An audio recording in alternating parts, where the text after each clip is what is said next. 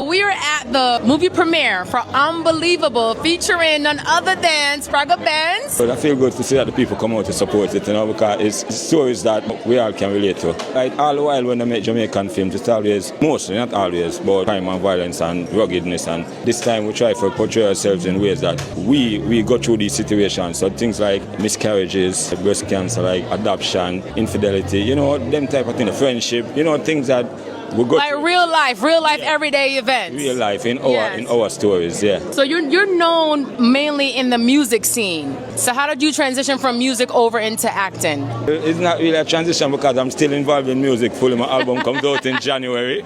Yeah, so a lot of people, they like the acting. I was saying I didn't really want to continue to portray that type of persona because it's on film and the youth them watch it. So make we do something positive. It's a big thing, yes. Yeah. So how did you get into character? Well, the director, Cleon, is a very great director. He knows exactly what he wants. So if I'm not doing it properly, I'm not big enough to stop and do it again and take it again. And he knows how to ask me. Cast was really supportive and I couldn't do wrong. They were doing everything right. So what is one of the challenging parts of your character? Me not for cry.